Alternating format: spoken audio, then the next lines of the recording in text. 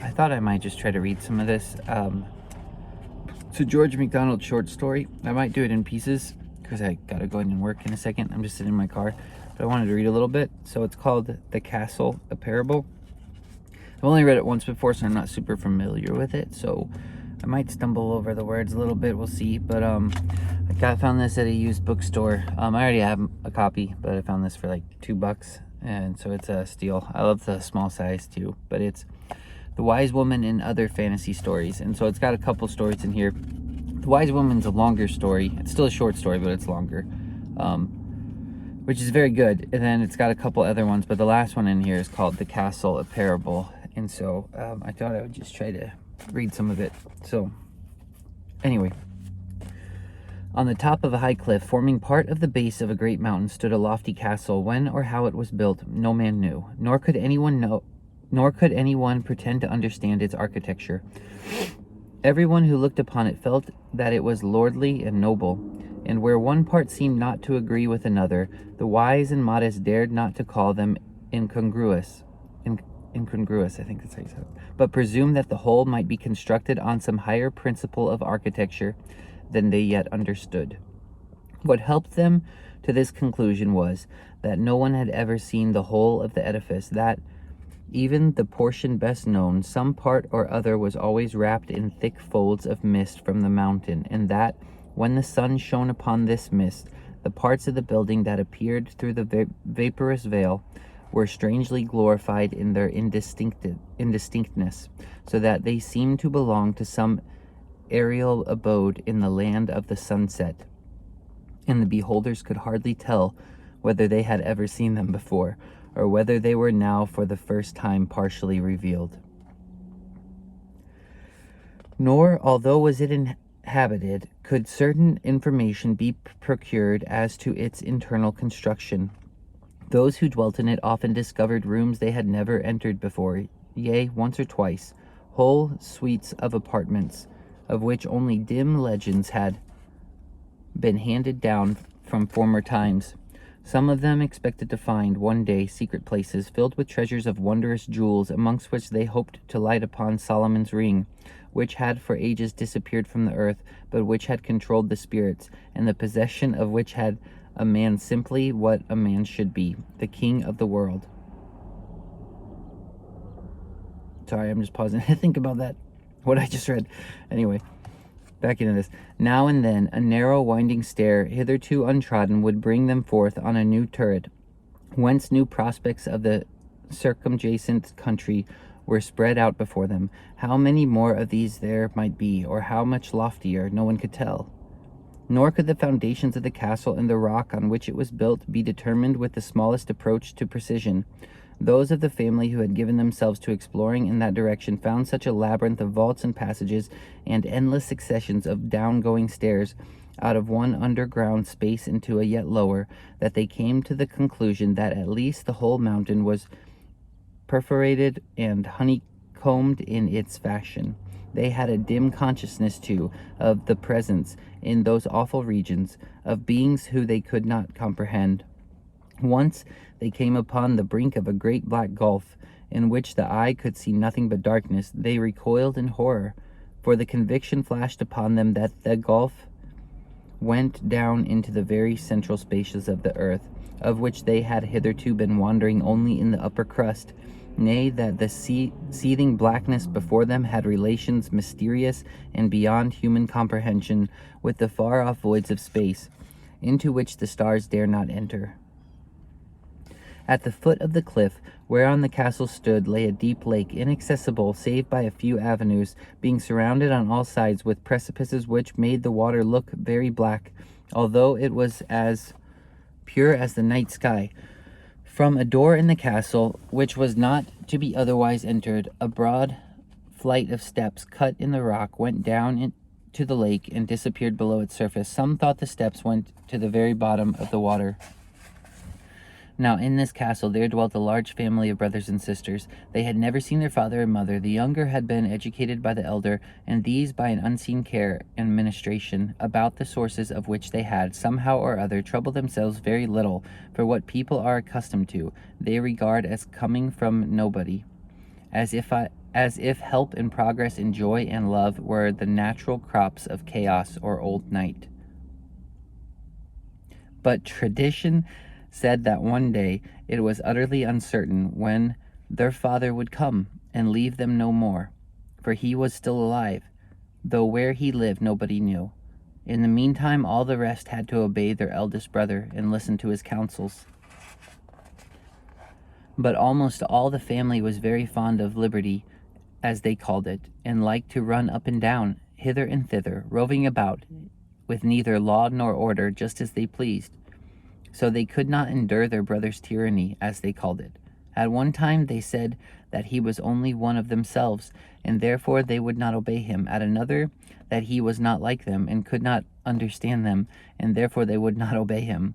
Yet sometimes, when he came and looked them full in the face, they were terrified, and dared not disobey, for he was stately and stern and strong. Not one of them loved him heartily, except the eldest sister, who was very beautiful and silent, and whose eyes shone as if light lay somewhere deep behind them. Even she, although she loved him, thought him very hard sometimes. For when he had once said a thing plainly, he could not be persuaded to think it over again. So even she forgot him sometimes and went her own ways, and enjoyed herself without him. Most of them regarded him as a sort of watchman, whose business it was to keep them in order, and so they were indignant and disliked him. Yet they all had a secret feeling that they ought to be subject to him, and after any particular act of disregard, none of them could think with any peace of the old story about the return of their father to his house. But indeed they never thought much about it, or about their father at all, for how could those who cared so little for their brother, whom they saw every day, care for their father, whom they had never seen? One chief cause of complaint against him was that he interfered with their favorite studies and pursuits, whereas he only sought to make them give up trifling and earnest things, and seek for truth, and not for amusement, from the many wonders around them. He did not want them to turn to other studies, or to eschew pleasures, but in those studies to seek the highest things most, and other things in proportion to their true worth and nobleness. This could not fail to be distasteful to those who did not care for what was higher than they. And so matters went on for a time. They thought they could do better without their brother, and their brother knew that they could not do at all without him, and tried to fulfill the charge committed into his hands. At length, one day, for the thought seemed to strike them simultaneously, they conferred together about giving a great entertainment in their grandest rooms to any of their neighbors who chose to come, or indeed to any inhabitants of the earth on air who would visit them. They were too proud to reflect that some company might defile even the dwellers in what was undoubtedly the finest palace on the face of the earth. But what made the thing worse was that the old tradition said that these rooms were to be kept entirely for the use of the owner of the castle, and indeed, whenever they entered them, such was the effect of their loftiness and grandeur upon their minds, that they always thought of the old story, and could not help believing it. Nor would the brother permit them to forget it now, but appearing suddenly amongst them, when they had no expectation of being interrupted by him, he rebuked them, both for the indiscriminate nature of their invitation, and for the intention of introducing any one, not to speak of some who would doubtless make their appearance on the evening in question, into the rooms kept sacred for the use of the unknown father. But by this time their talk with each other had so excited their expectations of enjoyment, which had previously been strong enough, that anger sprung up within them at the thought of being deprived of their hopes, and they looked at each other in the eyes, and the look said, "We are many, and he is one. Let us get rid of him, for he always finding fault and thwarting us in the most innocent pleasures, as if we would wish to do anything wrong." So without a word spoken, they rushed upon him, and although he was stronger than any of them, and struggled hard at first, yet they overcame him at last. Indeed, some of them thought he yielded to their violence long before they had the mastery of him, and this very submission terrified the more tender-hearted among them. However, they bound him, carried him down many stairs, and having remembered an iron staple in the wall of a certain vault, with a thick rusty chain attached to it. They bore him thither, and made the chain fast around him. There they left him, shutting the great gnarring brazen door of the vault, as they departed for the upper regions of the castle. Now all was in a tumult of preparation. Everyone was talking of the coming festivity, but no one spoke of the deed they had done.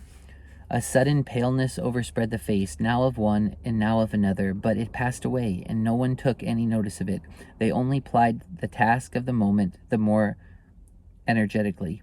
Messengers were sent far and near, not to individuals or families, but publishing in all places of concourse a general invitation to any who chose to come on a certain day and partake for certain succeeding days of the hospitality of the dwellers in the castle. Many were the preparations immediately begun for complying with the invitation, but the noblest of their neighbors refused to appear, not from pride, but because of the unsuitableness and carelessness of such a mode. With some of them it was an old condition in the tenure of the estates that they should go to no one's dwelling, except visited in person and expressly solicited.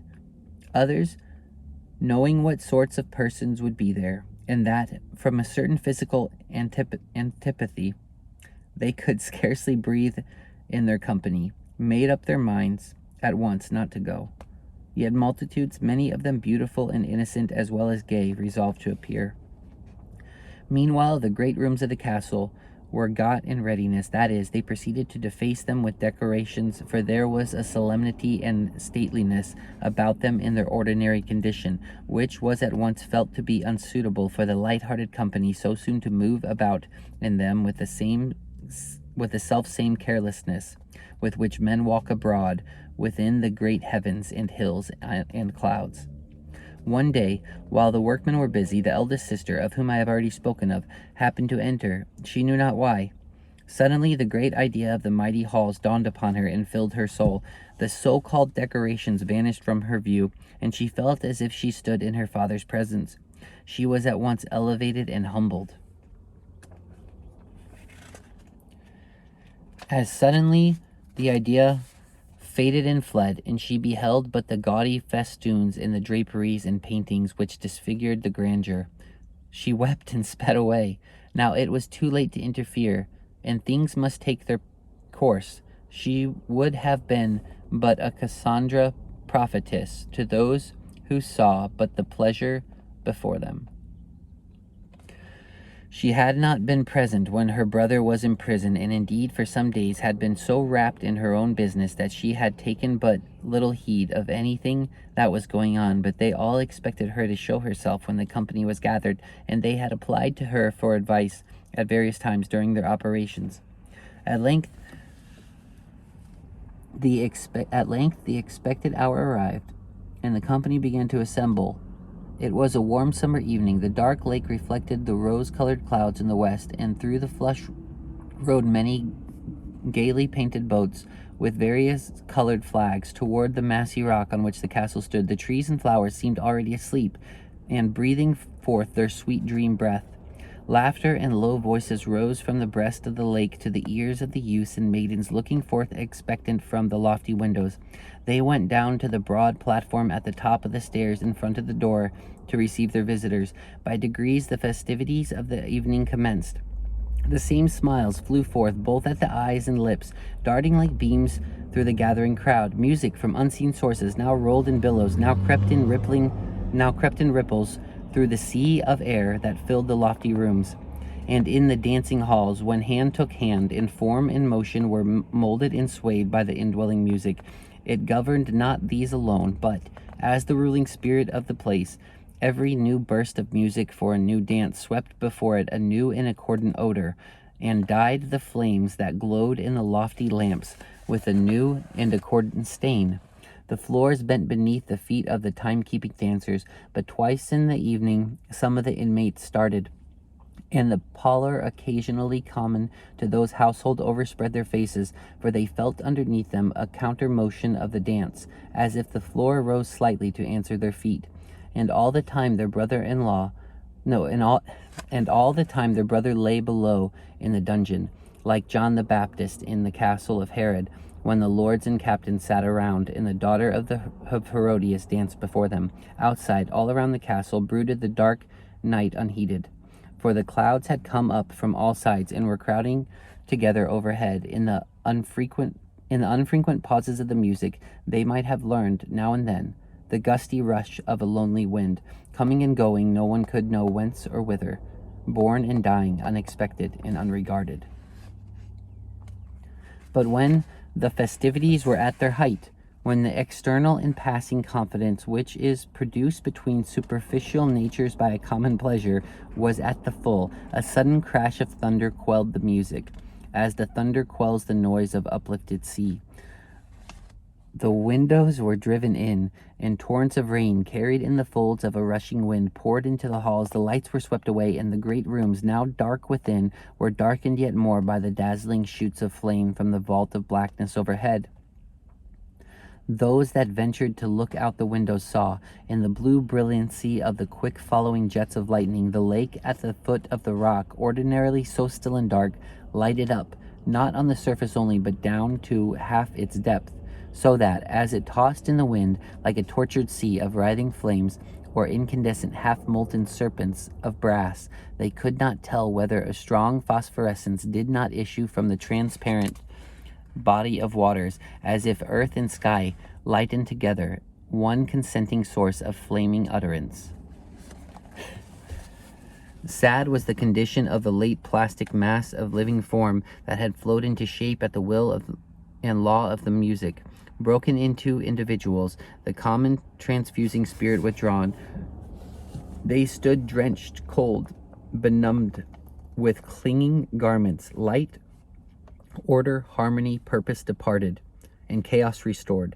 The issuings of life turned back on their sources, chilly and dead. And in every heart reigned the falsest and despairing convictions that this was the only reality, and that was but a dream.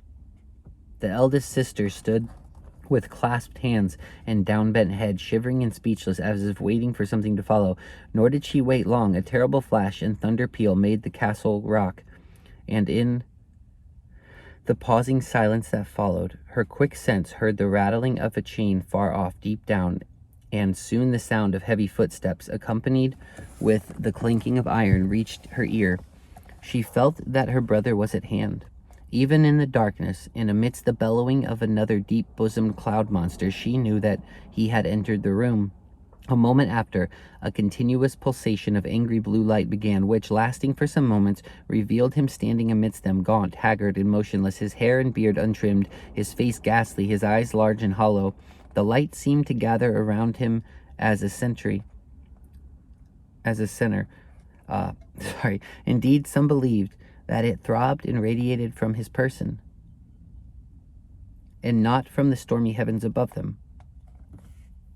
The lightning had rent the wall of his prison and released the iron staple of his chain, which he had wound about him like a girdle. In his hand he carried an iron fetter bar, which he had found on the floor of the vault. More terrified at his aspect than all the violence of the storm, the visitors, with many a shriek and cry, rushed into the tempestuous night. By degrees the storm died away. Its last flash revealed the forms of the brothers and sisters lying prostrate with their faces on the floor, and that fearful shape standing motionless amidst them still.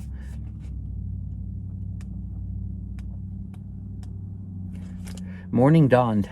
Sorry, I was just seeing how much was left. I don't know if I'll have time to finish this right now.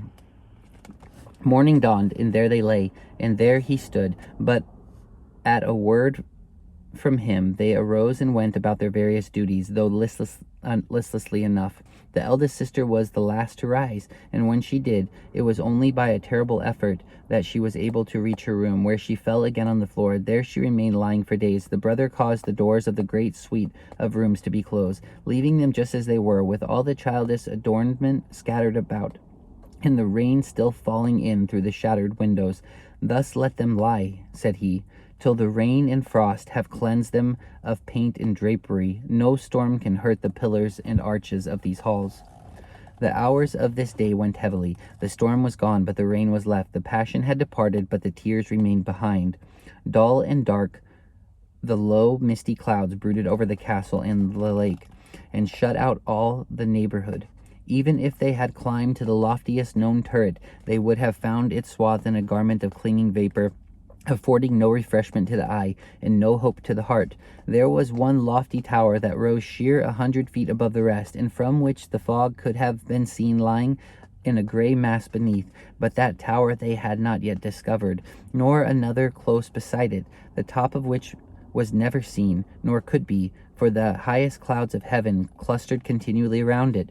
The rain fell continuously, though not heavily, without and within, too. There were clouds from which dropped the tears which are the rain of the Spirit. All the good life seemed to, for the time, departed, and their souls lived but as leafless trees that had forgotten the joy of the summer, and whom no wind prophetic of spring had yet visited. They moved about mechanically, and had not strength enough left to wish to die.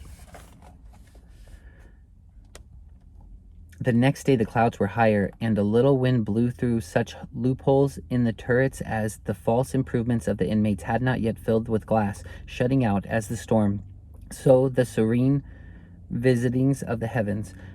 Throughout the day the brother took various opportunities of addressing a gentle command, now to one and now to another of his family. It was obeyed in silence. The wind blew fresher through the loopholes in the shattered windows of the great rooms, and found its way by unknown passages to faces and eyes hot with weeping. It cooled and blessed them. When the sun arose the next day, it was in a clear sky. By degrees, everything fell into the regularity of subordination. With the subordination came increase of freedom.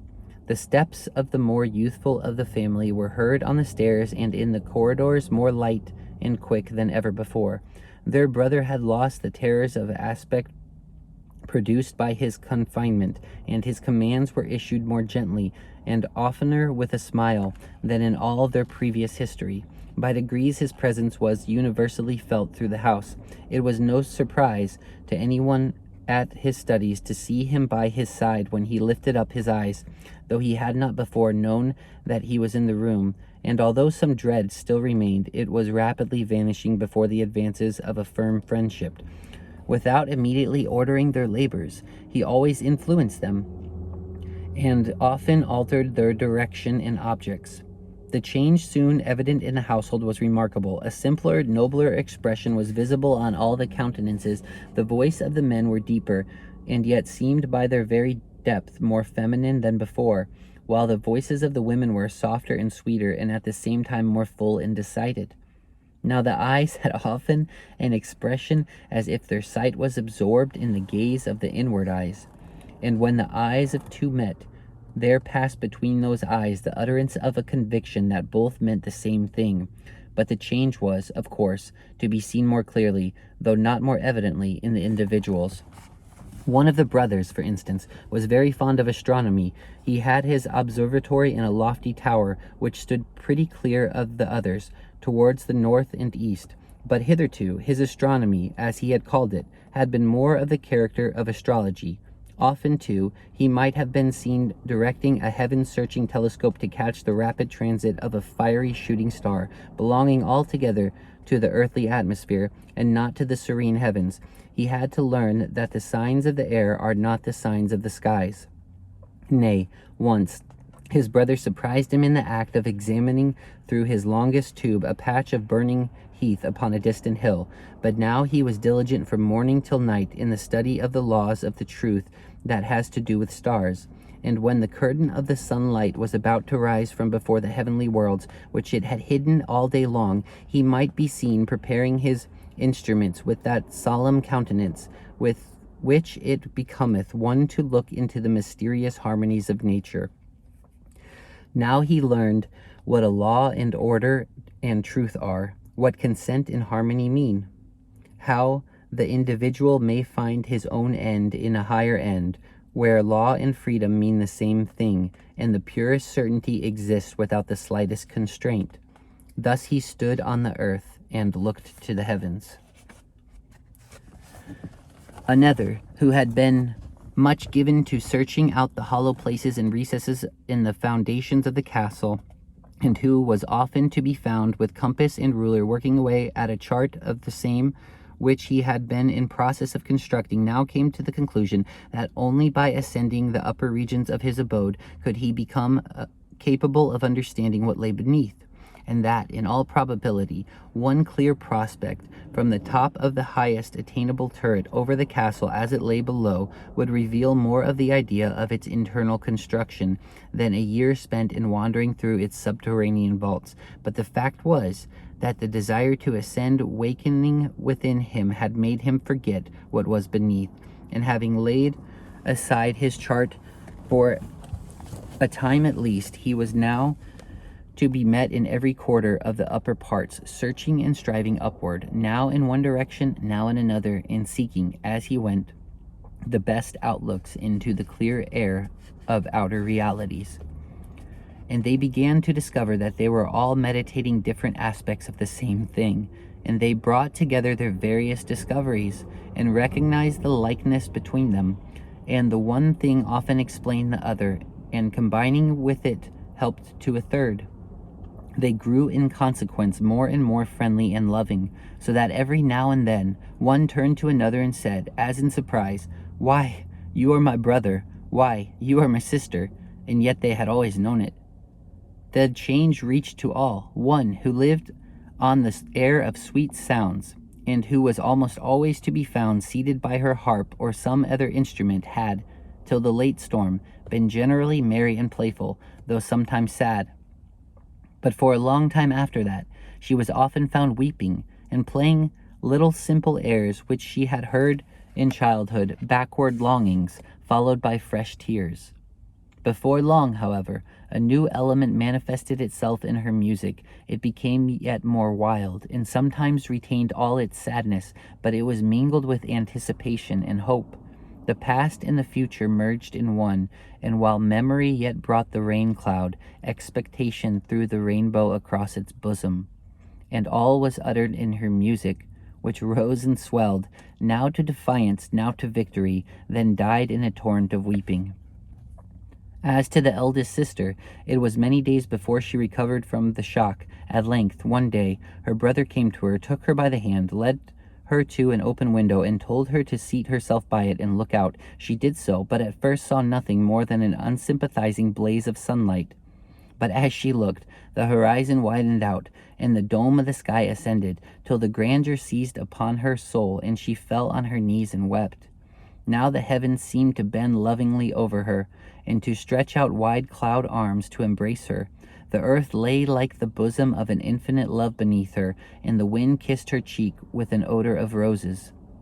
She sprang to her feet, and turned, in an agony of hope, expecting to behold the face of the Father, but there stood only her brother, looking calmly through lovingly on her emotion.